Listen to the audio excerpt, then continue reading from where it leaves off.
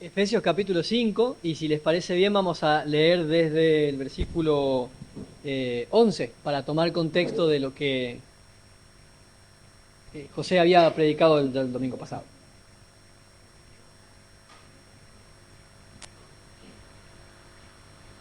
Efesios 5, versículo 11 al 16, pero vamos a tomar para el mensaje del versículo 13 para el tema de hoy. Dice la palabra del Señor, Efesios 5, 11, y no participen en las obras infructuosas de las tinieblas, sino más bien repréndanlas o denúncienlas o expónganlas, porque vergonzoso es incluso hablar de lo que ellos hacen en secreto. Una conversación que justo estábamos teniendo con las chicas esta semana.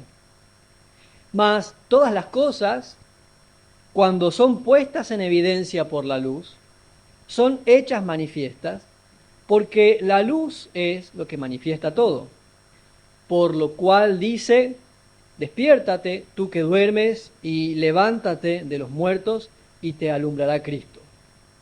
Miren, pues, con diligencia cómo andan, no como necios, sino como sabios, aprovechando bien el tiempo, porque los días son malos.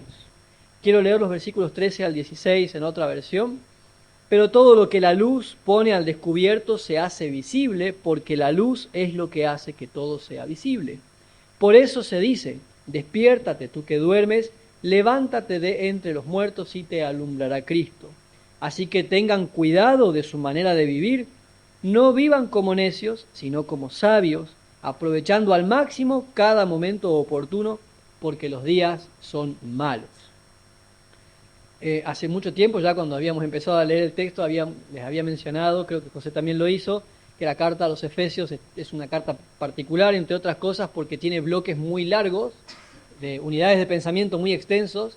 Entonces, a la hora de predicar un mensaje, es difícil decidir, ¿no? Con José charlamos hasta dónde arranca y dónde termina, porque este es un solo pensamiento del apóstol Pablo que arrancó en lo que nosotros tenemos el capítulo 4, y sigue teniendo, por eso se parece tanto el capítulo 4 con el 5, 4 y 17 en adelante, donde, bien decía José, está haciendo este contraste el Señor entre una vida de tinieblas y la vida de la luz, la vida antes de Cristo y después de Cristo. Pero para el punto bueno, acá es donde tenemos que elegir nosotros, porque no podemos tomar los dos capítulos para predicar. Para el punto del mensaje de hoy yo quisiera tomar versículos 13 al 16. Donde sigue el Señor hablando de el contraste que les mencionaba recién, pero ahora el pensamiento va a girar hacia la luz. Nosotros veníamos viendo un mayor énfasis, estaba el contraste, pero sí esta denuncia de las obras de la carne, del pecado, ningún fornicario inmundo entrará en el reino de los cielos, y cómo el Señor expone el pecado que era más evidente en la iglesia de Éfeso. No es el único pecado pero sí está expuesta la obra de las tinieblas. Y ahora el pensamiento, entonces, le decía, va a girar a partir del versículo 13 hacia las obras de la luz. Y lo que vamos a seguir leyendo, ustedes ya lo saben porque lo hemos leído de Efesios ya varias veces: no se embriaguen con vino en lo cual hay disolución, hablen entre ustedes con salmos, himnos y cánticos espirituales, es lo que sigue diciendo. Después habla de la familia, de los deberes civiles, entonces va a poner el énfasis allí. Antes de que podamos meditar en estos 4 versículos, que son muy interesantes, pero bastante prácticos en realidad, quisiera invitarlos a pensar en una metáfora que nos va a ayudar a entender un poco la base del pensamiento del autor. Recién se cortó la luz esta mañana, pero varias veces, no sé si les ha pasado, entrar a un lugar, está oscuro, y cuando encienden la luz, quizá la habitación, encienden la luz y se ve que está todo un desorden, ¿no? O llegar a la casa de noche, no sé si les pasa, si apagan las luces cuando salen. Llegamos de la reunión como anoche, por ejemplo, ¡ay! Estaban los platos del mediodía porque habíamos salido rápido y nos habíamos olvidado, y las cucarachas encima, ¿no? Cosas así. O entro a la habitación, prendo la luz y hay toallones del día anterior hecho un bollo arriba de la cama, ropa abajo de la cama, migas, un desastre. Bueno, puede ser un taller también, el taller o el depósito que todos tenemos, un espacio en casa donde guardamos Lo que... Y también, ¿no? Perdemos, guarda cosas. Prendemos la luz y está todo, una tenaza con la cadena de la bicicleta que cambié y no... Todo un desastre. Bueno, cuando pasa eso tenemos dos opciones.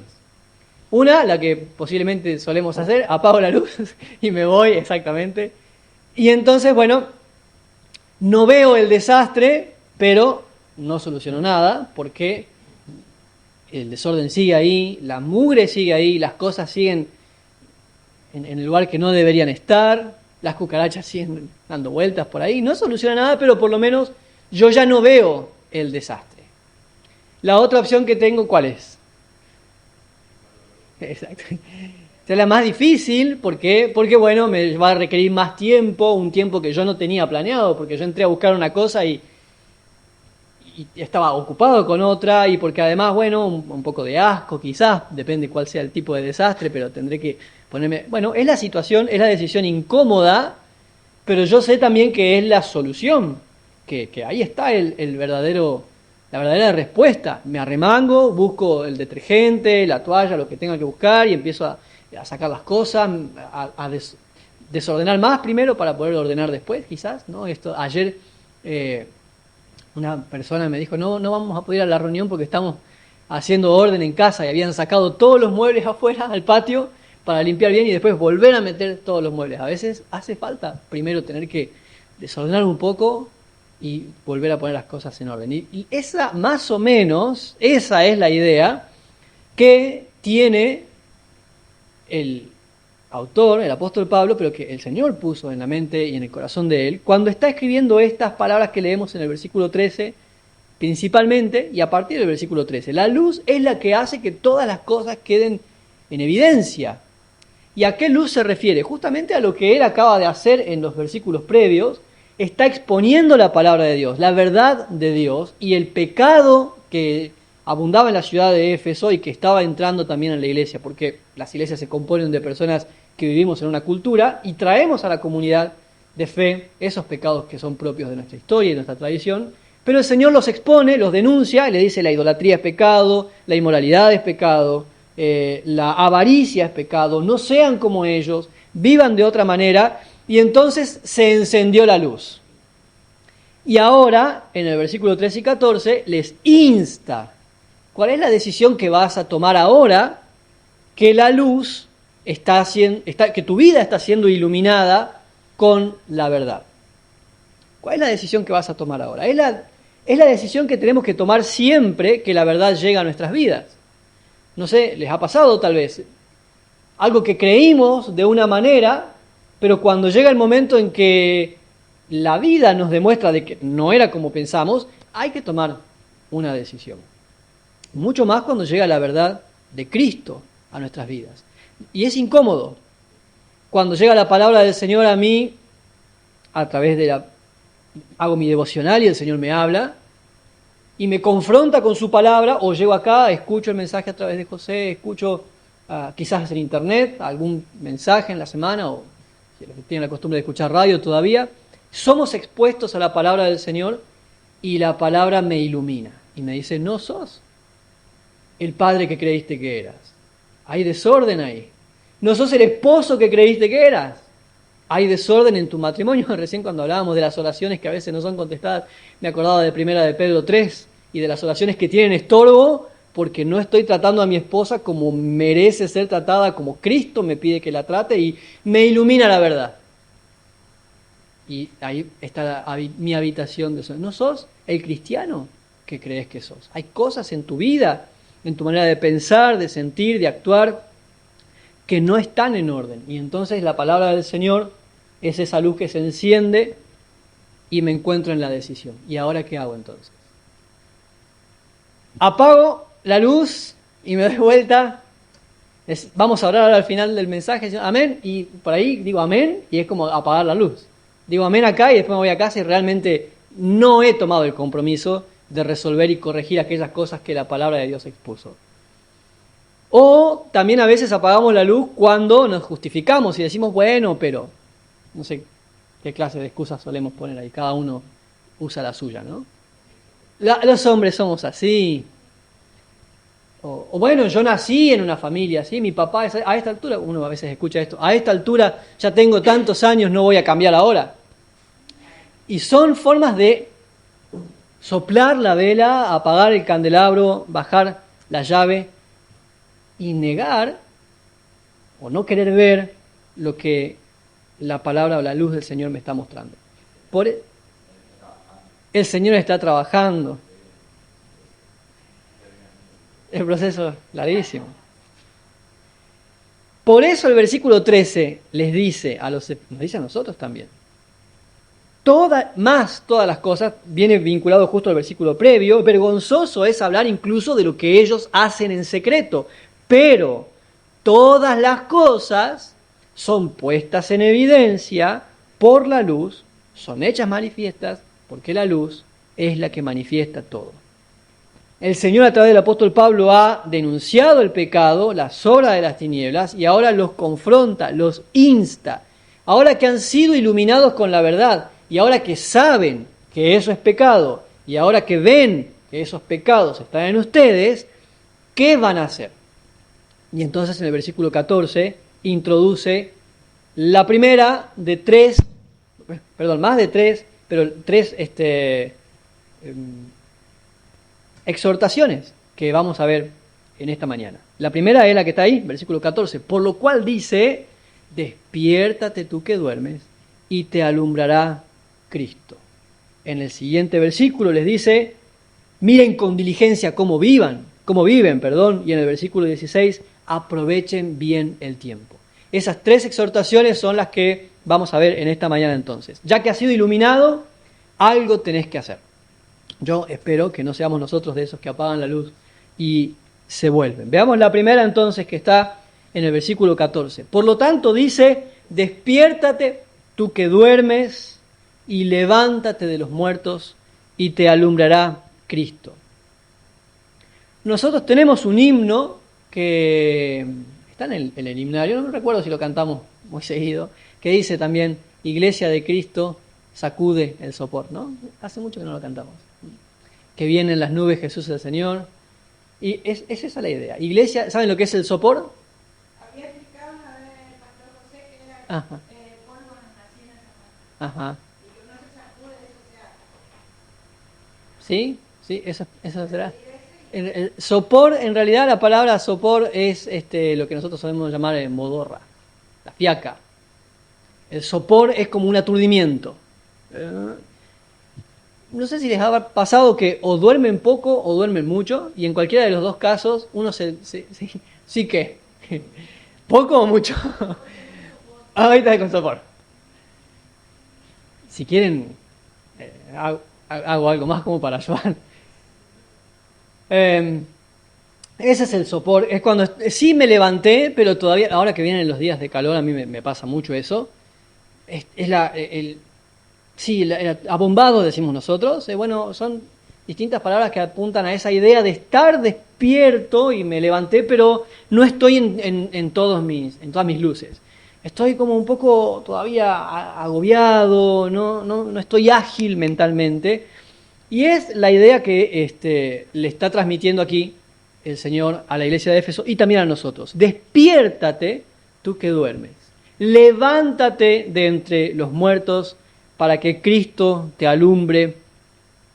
Sería la otra traducción posible.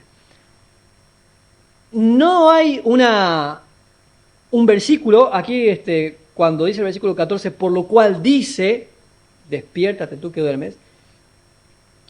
Pareciera que Pablo o podemos notar que Pablo está apelando a algo que los efesios ya conocían y que habían escuchado y que tienen en común. Pablo conoce esto, los creyentes de Éfeso también, y él les recuerda eso que se dice en la iglesia y que ellos ya están bien enterados. Lo que no sabemos es de dónde salió, porque no es una cita de un texto, ni del Antiguo Testamento, ni de otro lugar. Así que hay ahí distintas líneas de pensamiento, cuál podría ser la opción. Yo compartía estos días que un comentarista reconocido del Nuevo Testamento, William Barclay, propone que posiblemente fuera un himno de la iglesia de aquel tiempo. Tendríamos uno de los fragmentos, como en otros textos del Nuevo Testamento, de esos primeros himnos que se cantaban en la iglesia.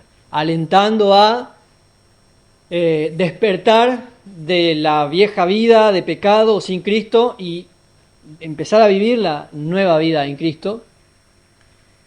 Otros, como Ellicott, proponen que se trataría de una referencia, no una cita, de Isaías capítulo 60, que creo que se leyó ayer, me parece. Isaías 60, capítulo 60, versículo 1, es un texto muy, muy conocido.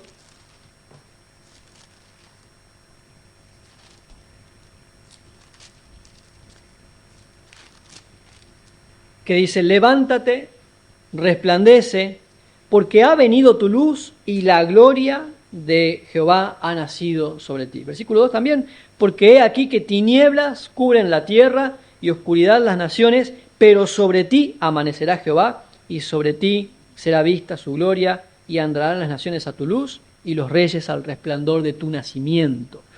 Entonces también se podría referir a ese pasaje, aunque Pablo no lo está citando textualmente, pero sí lo señala. En cualquiera de los dos casos, o otras opciones que pudiéramos observar, sí está claro que el llamado es a despertarse, a levantarse, a salir de esa fiaca.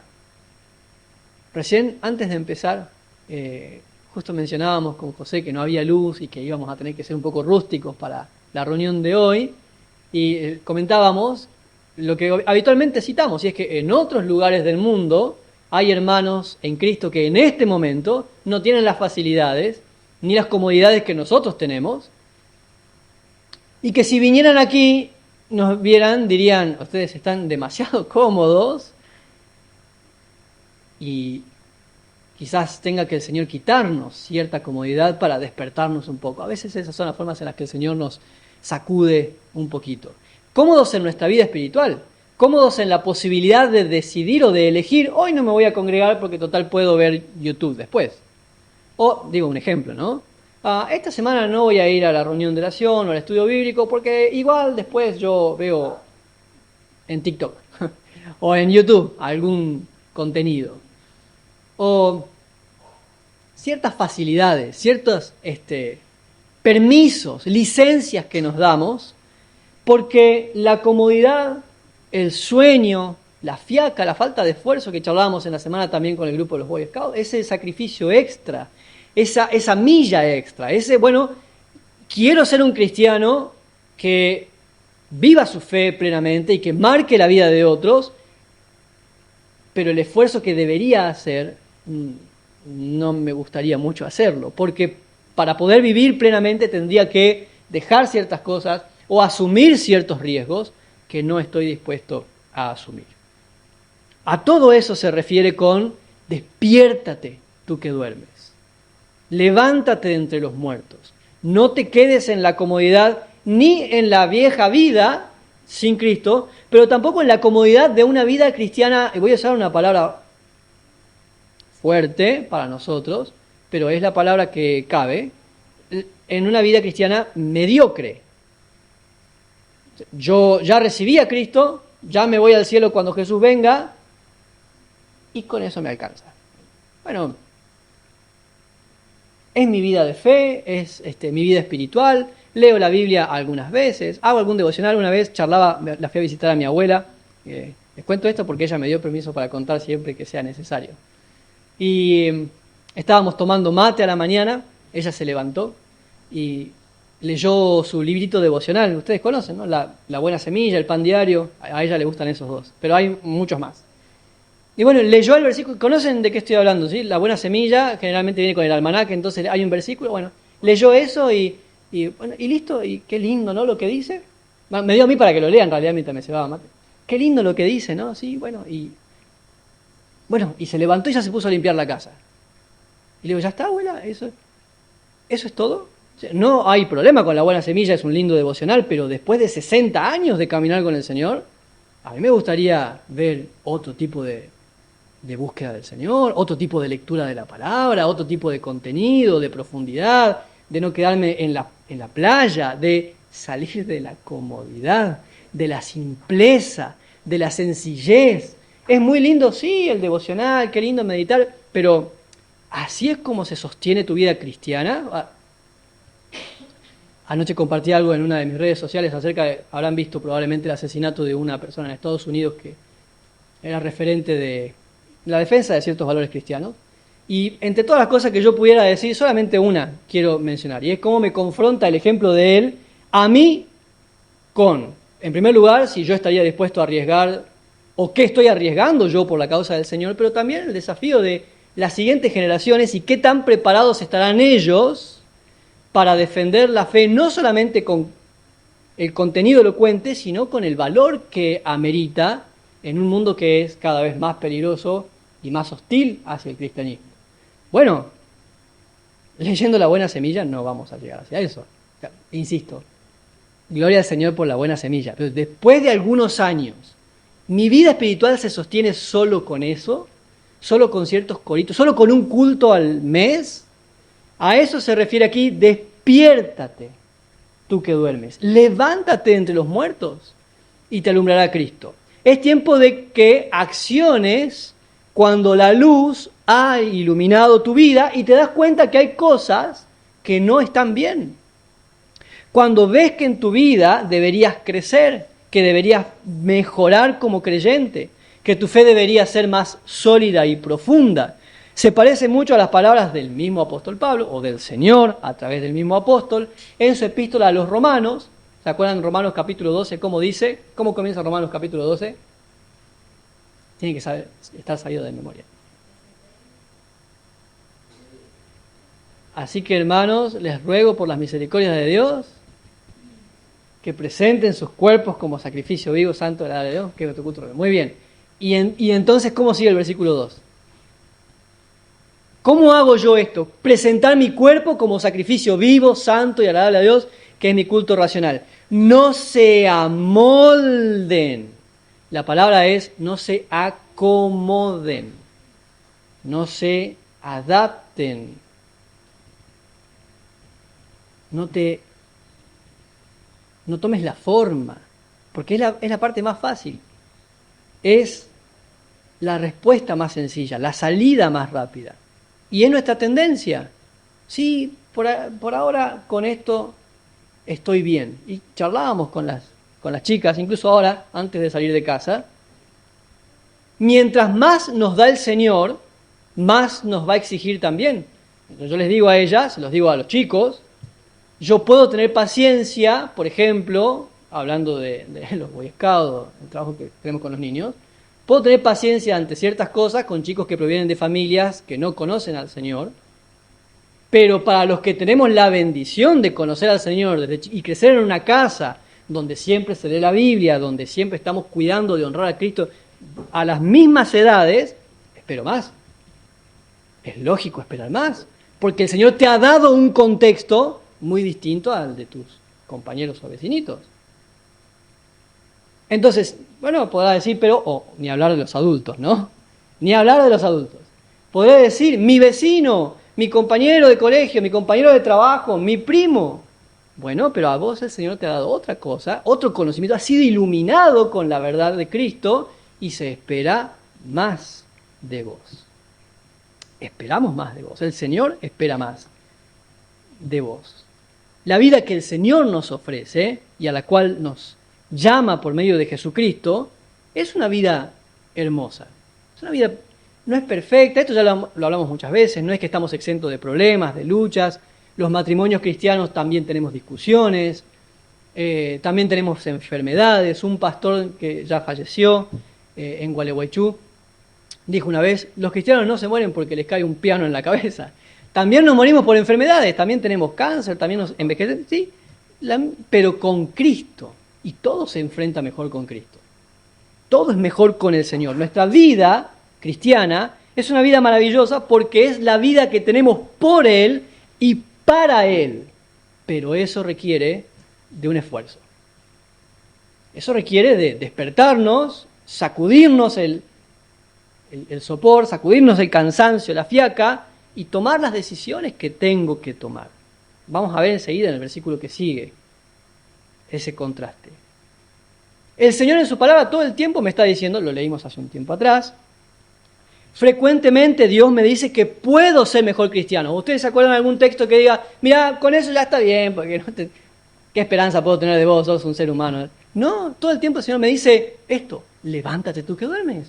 Podés mejorar, podés cambiar tu manera de hablar. Si lo estuvo diciendo José el domingo pasado.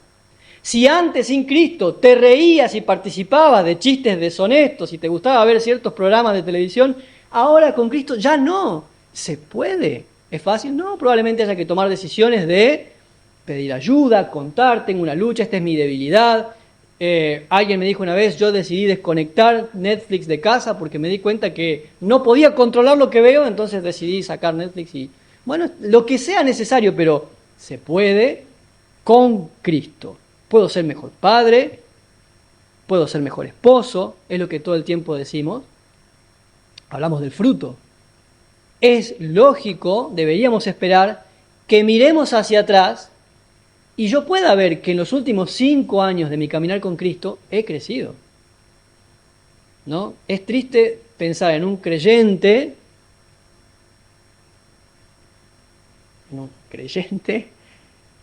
que mira hacia atrás y en los últimos 5 años no ha tenido madurez en su fe, o al contrario, incluso hasta retrocede a veces.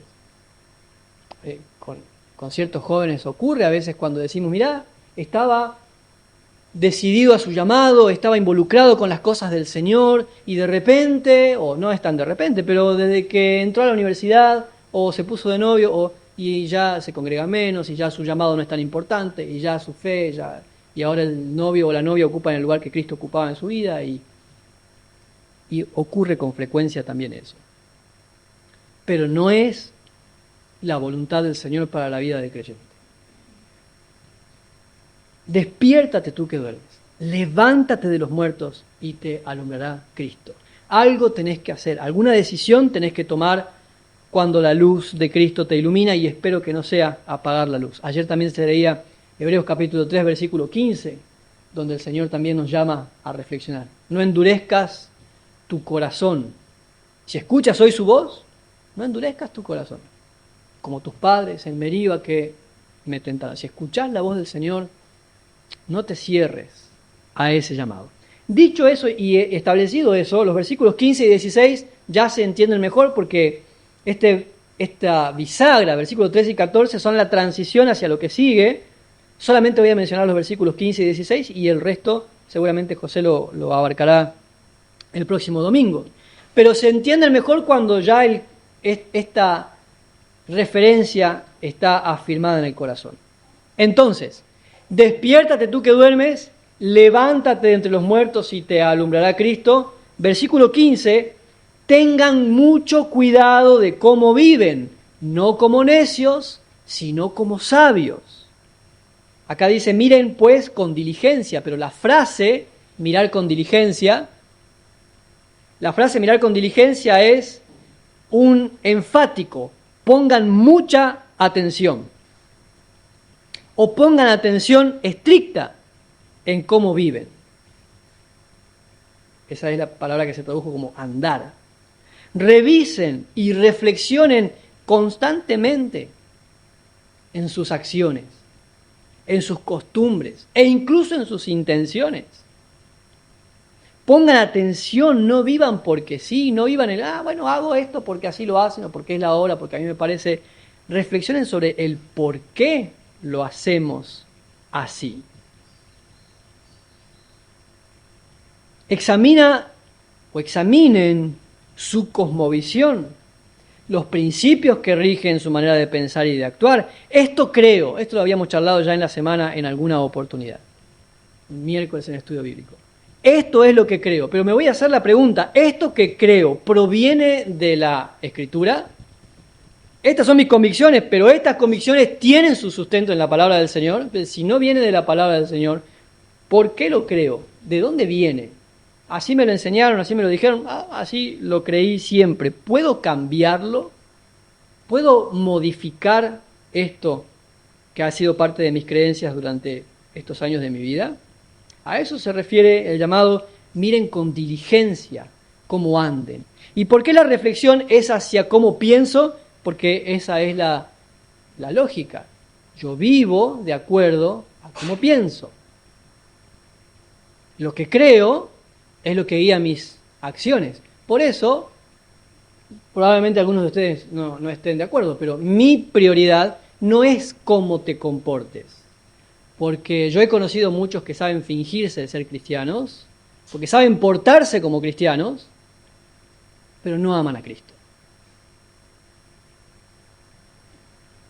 Mi preocupación real es la pregunta que Jesús le hizo a Pedro. ¿Me amas, Pedro? Que es la pregunta que el Señor nos hace a todos nosotros y que sería bueno pensarla esta mañana. ¿Y cuál sería la respuesta que le damos? ¿Me amás? Entonces, sí, Señor, sabes que te amo. Bueno, apacienta mis ovejas. Como resultado de un amor genuino y sincero.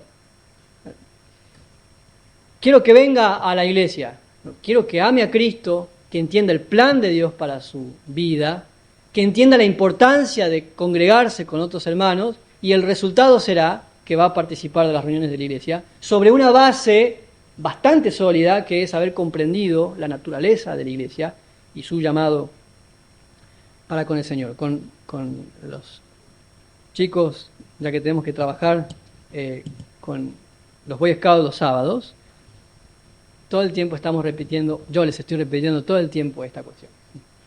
El carácter es lo importante.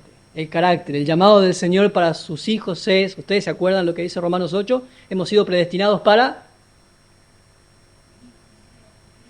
No, ese es Efesios 2. Romanos 8 dice, hemos sido predestinados para ser hechos conforme a la imagen de su Hijo Jesucristo. La predestinación no es para que me vaya al cielo, es para que Cristo sea formado en mí. Y este desfasaje que existe a veces entre, por ahí lo ve también José, el conocimiento de la Escritura que algunas personas tienen y cómo, a pesar del conocimiento de las Escrituras, no logra verse en un carácter cristiano. Ser como Cristo, que es lo que cantamos a veces. Quiebra mi cántaro, quiebra mi vida y hazme de nuevo, porque mi meta, mi deseo es que haya cada día más de Cristo en mí y menos de mí, más de sus palabras y menos de las mías.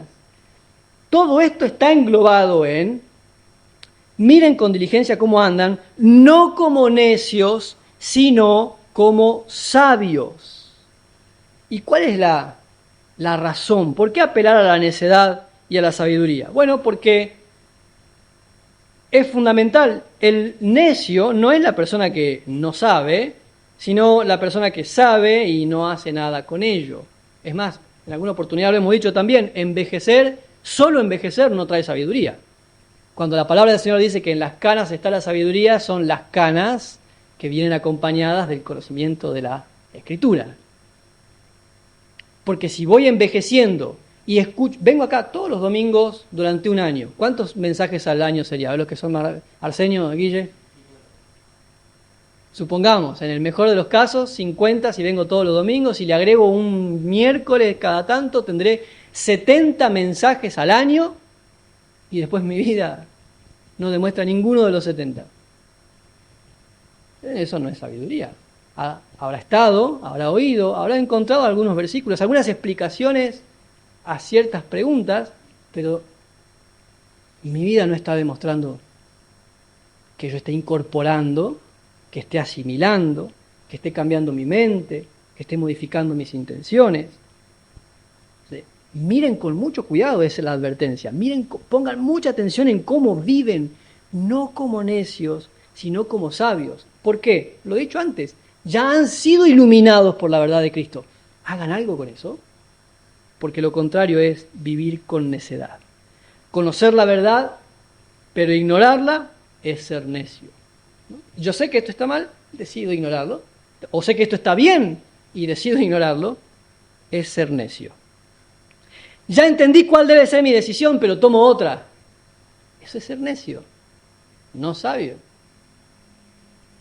Ya sé lo que agrada a Dios, pero prefiero lo que me agrada a mí o a otras personas que me rodean. Es ser necio, no es ser sabio. Y el llamado aquí, miren qué simple se expresa, pero qué difícil es. el llamado de la palabra del Señor a través del apóstol Pablo para nosotros no es en este versículo. El llamado no es a investigar las profundidades de las riquezas y los misterios de Dios. Eso está en otros pasajes. En este versículo el llamado es simple. Miren con cuidado cómo viven. Reflexioná. ¿Por qué estás viviendo así? ¿Esa forma de vivir agrada al Señor? Se dice fácil. En la práctica no es tan fácil.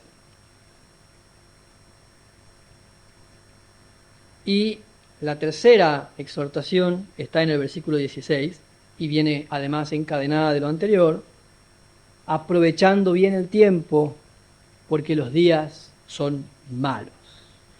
Es una expresión extraña, es la única vez que se usa esta expresión en el Nuevo Testamento.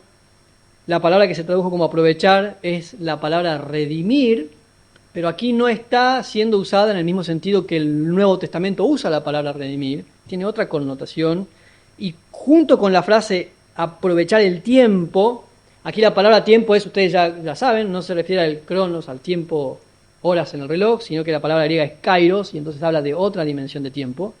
La expresión aprovechar el tiempo tiene la idea de vivan con propósito, ordenen su vida hacia el propósito para el cual han sido llamados. Mientras están en esta época, mientras caminan en esta era, vivan con propósito. Nosotros a veces usamos ese versículo como otros que solemos citar. Entonces decimos, aprovechá bien el tiempo, no pases tantas horas en TikTok.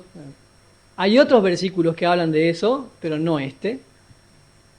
Tiene que ver con utilizar la vida para aquello que es provechoso para el reino de Dios. Orientar mis decisiones de vida hacia aquello que glorifica a Cristo y edifica a la iglesia. Aprovechar el tiempo es, en la etapa en la que estoy, entender de qué manera es la mejor o cómo es la mejor manera en que voy a vivir ahora para glorificar a Dios. Lo voy a poner con un ejemplo porque creo que va a ser la mejor manera de explicarlo. Mientras son adolescentes, vean dentro de su adolescencia cuál es la mejor manera de glorificar a Dios como adolescentes. Los que ya somos adultos, ya no pensamos cuál es la mejor manera de glorificar a Dios. Quiero creer. Como adolescentes ya somos adultos. Entonces ahora, en esta etapa de mi vida, ¿cuál es la mejor manera de vivir con propósito como adulto? Para los que son abuelos, ¿cuál es la mejor manera de aprovechar mi vida siendo abuelo? A eso se refiere el kairos, es el tiempo que me toca, o los niños también, por supuesto. En esta etapa de mi vida, ¿son solteros?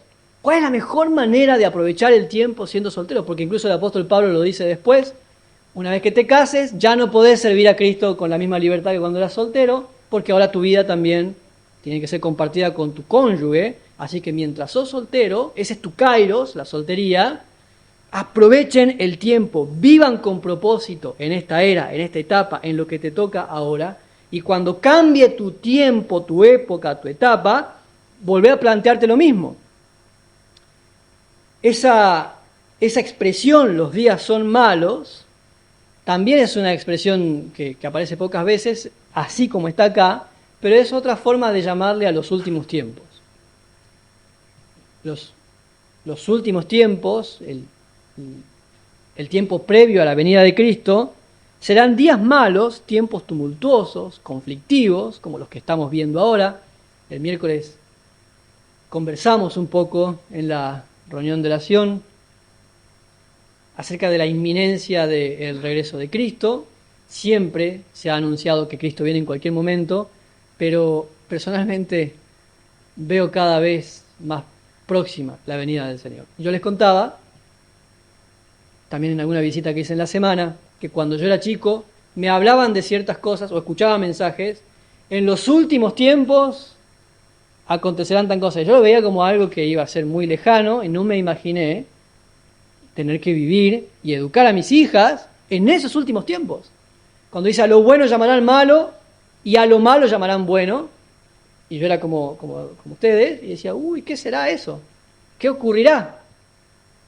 Bueno, ya estoy viendo a qué se refiere. A que si te casás con una persona del sexo opuesto y formás una familia, eso es malo. Pero si sos un hombre de 35 años y te vestís como una nena y te sentís de 9, eso es bueno. Es una locura para mí, para los más chicos les parece normal. En los Boy Scouts, la vez pasada uno de los chicos me dijo que recién se había enterado que la homosexualidad estaba mal, nunca había, para él era normal, y que todavía no entiende por qué está mal, con sus padres cristianos.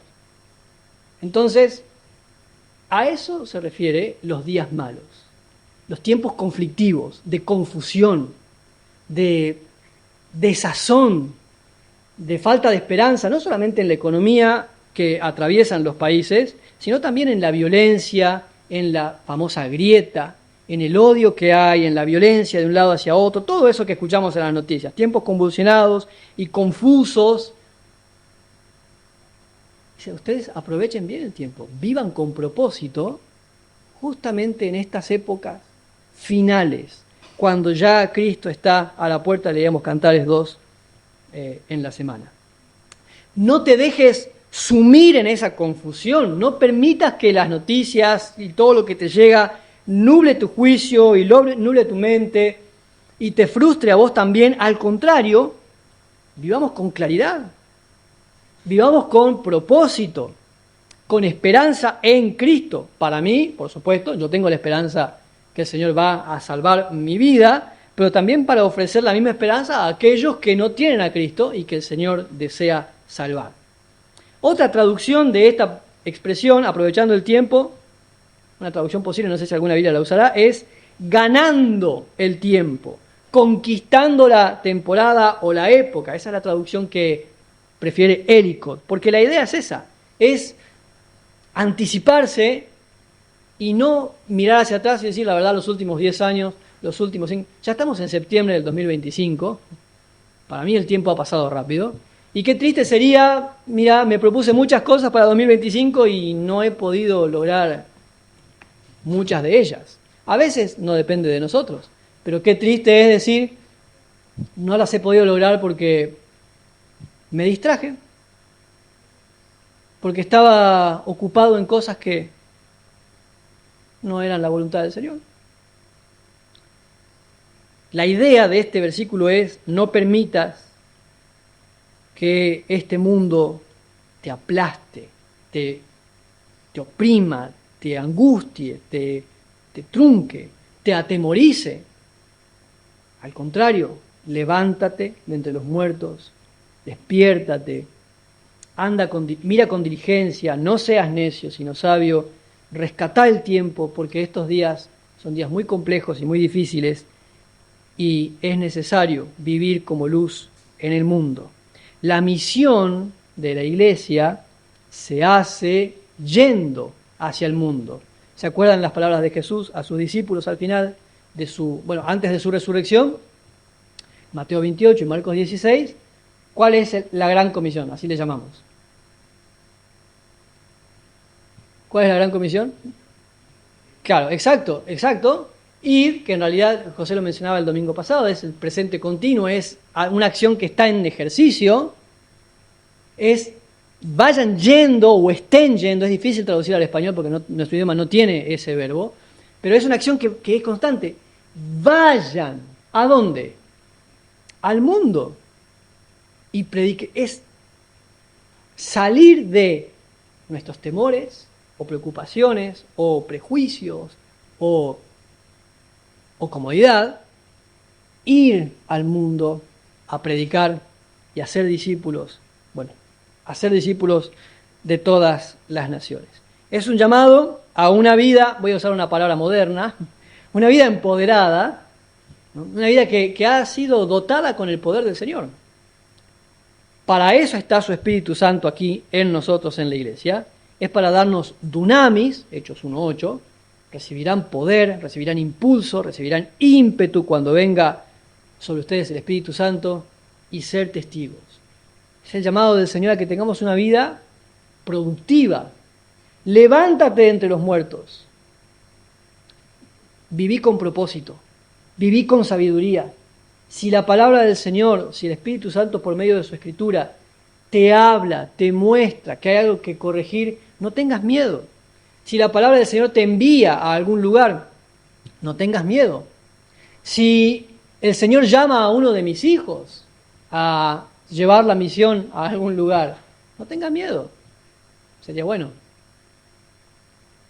Sería bueno, ¿no? Ir a la tribu de los Dani, veíamos estos días, a llevar la palabra del Señor.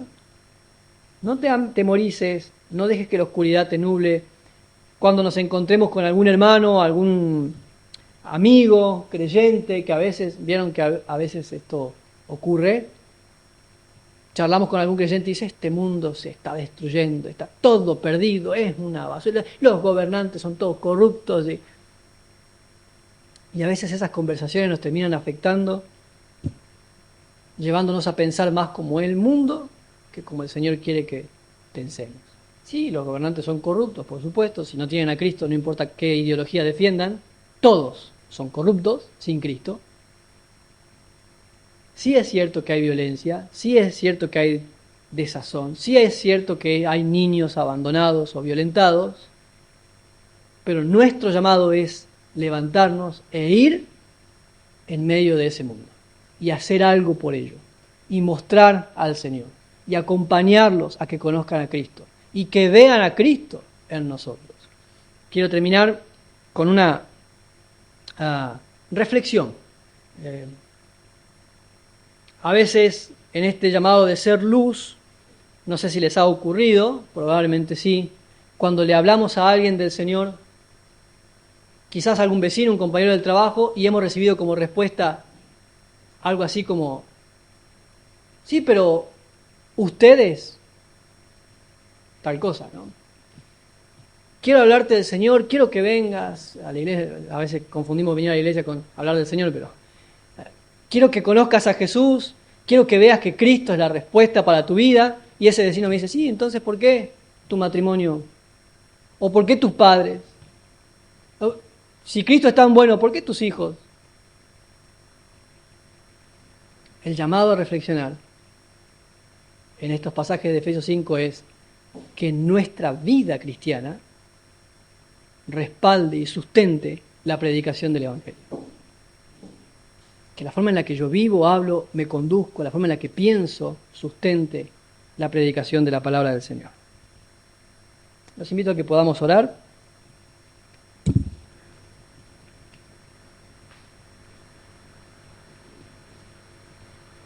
Señor, te doy muchas gracias por este tiempo, gracias por tu palabra, por la bendición que tenemos de meditar en ella y también por el llamado que recibimos por medio de tu palabra.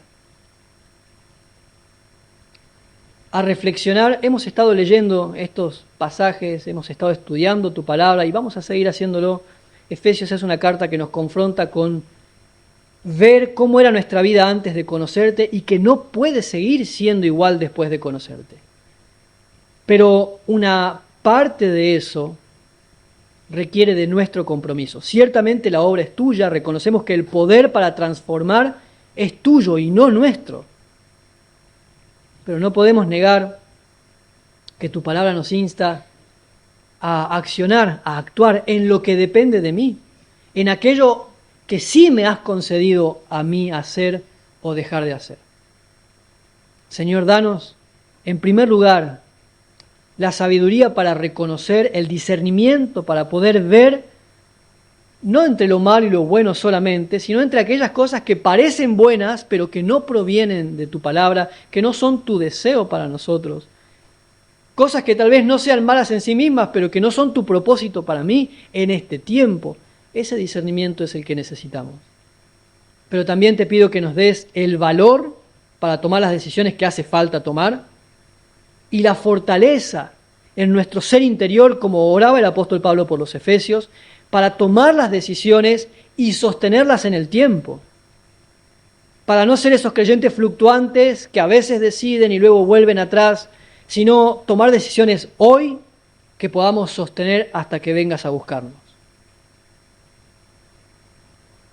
Gracias, Señor, por iluminarnos con el poder de tu palabra, por darnos a conocer a Jesucristo y toda la obra de Cristo, lo que ya hiciste, lo que estás haciendo y lo que vas a seguir haciendo por tu iglesia.